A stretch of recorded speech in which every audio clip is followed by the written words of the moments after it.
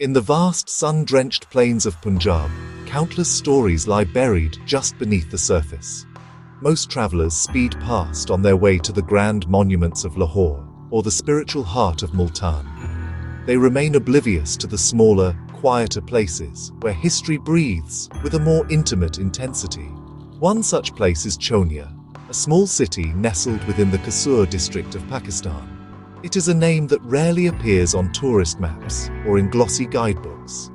Yet, this unassuming town is a living repository of time, a place where the dust itself seems to whisper tales of forgotten kings, ancient merchants, and the ceaseless march of civilizations across this fertile land. Chonia is not a ruin. It is a story that continues to be told in its narrow lanes and old brick walls. The origins of Chonia are lost in the mists of antiquity, stretching back for many centuries. Its story begins not with a grand declaration or a monumental event, but with the simple, practical needs of people seeking a place to settle. Strategically located near the ancient trade routes that crisscrossed the subcontinent, Chonia became a natural stopping point. These arteries of commerce connected the great civilizations of the Indus Valley with the distant empires of Persia and Central Asia. Caravans laden with spices, textiles, and precious gems would have passed nearby, their weary travelers finding shelter and sustenance in the burgeoning settlement. This early connection to the wider world planted the seeds of a cosmopolitan character that would define the city for generations to come. Imagine the scene from centuries ago, a small cluster of mud brick houses slowly growing into a bustling hamlet. The air would have been thick with the sounds of different languages and the smells of exotic goods. Merchants from far-flung lands would have haggled with local artisans, exchanging stories and ideas as freely as they exchanged their wares. This constant flow of people and culture ensured that Chonia was never truly isolated. It was a small but vital node in a vast network that pulsed with the lifeblood of ancient commerce. The very ground upon which the modern city stands is layered with the archaeological remnants of these early days, a testament to its deep and enduring roots in the history of the subcontinent. This early history imbued Chonia with a unique identity. It was a place shaped not by imperial decree, but by the organic ebb and flow of human movement and interaction. Its foundations were laid by countless anonymous individuals, farmers, traders, craftsmen, and travelers, each contributing a thread to the city's unfolding narrative. This sense of a deep, almost primordial past still lingers in the city today. It can be felt in the quiet courtyards of old Havelis and in the patient, watchful eyes of its older residents. To walk through Chonia is to walk through layers of time, to feel the faint but persistent echoes of those who came long before, their lives and legacies woven into the very fabric of the place. As the centuries rolled on, Chonia's fate became intertwined with the great empires that rose and fell across northern India. It was no longer just a stopover on a trade route. It became a prize to be held, a territory to be governed. The arrival of the Delhi Sultanate in the 13th century marked a significant turning point.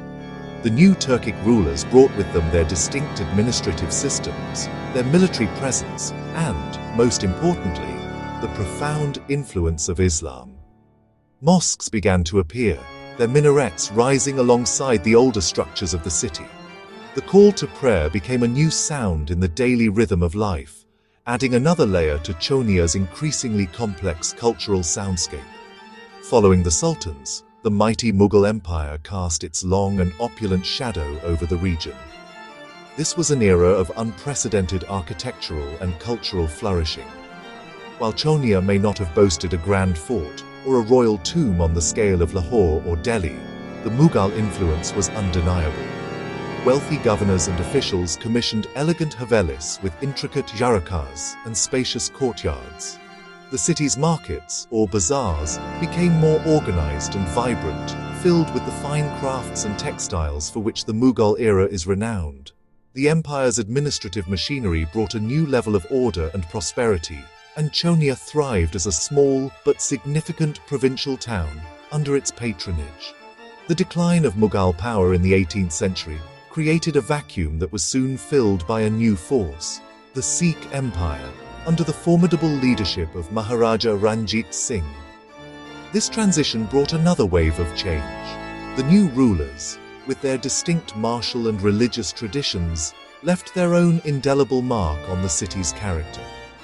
Gurdwaras were established, and the Sikh aristocracy took over many of the grand residences left behind by the Mughal nobility.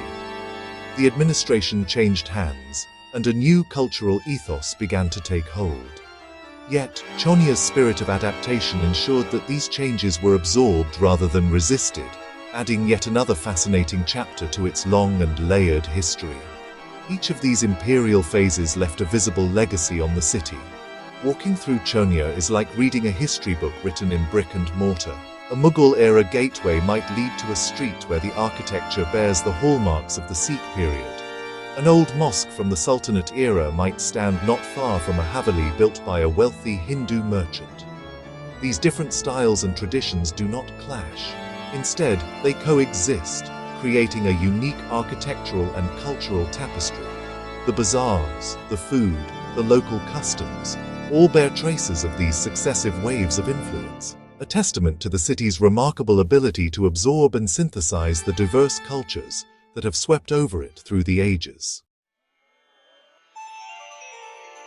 The year 1947 brought the most sudden and traumatic change in Chonia's long history.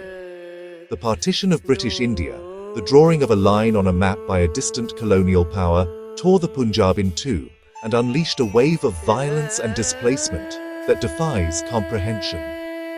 For centuries, Chonia had been a place where Hindus, Muslims and Sikhs had lived together, their lives intertwined in the daily business of the city. Their children played in the same narrow lanes, their families frequented the same markets, and their communities, while distinct, were part of a shared social fabric. The partition ripped this fabric apart with brutal finality. The news of the new border, placing Chonia firmly within the newly created nation of Pakistan, triggered a mass exodus. The city's Hindu and Sikh populations, who had called this land home for generations, were forced to abandon everything. They left behind their homes, their businesses, and the graves of their ancestors. In their place came a flood of Muslim refugees from the other side of the border, from the towns and villages of East Punjab. They arrived traumatized and dispossessed, carrying with them little more than the clothes on their backs and the harrowing memories of the journey. The city was transformed overnight, its demographic makeup altered forever. This period of immense upheaval tested the city's spirit of resilience like never before. The empty houses of those who had left were occupied by the new arrivals, the Muhajirs. The transition was fraught with pain and sorrow on all sides. The newcomers had to build new lives from scratch in an unfamiliar place, while the memory of the departed communities lingered like a phantom limb. The city had to find a way to heal, to integrate these new populations, and to forge a new identity from the fragments of the old. It was a slow and painful process, a quiet drama of human endurance played out in the homes and streets of Chonia. In the decades that followed, Chonia slowly rebuilt itself. The Muhajir families put down new roots, their children and grandchildren becoming natives of the city. While the scars of 1947 remain, a new sense of community gradually emerged.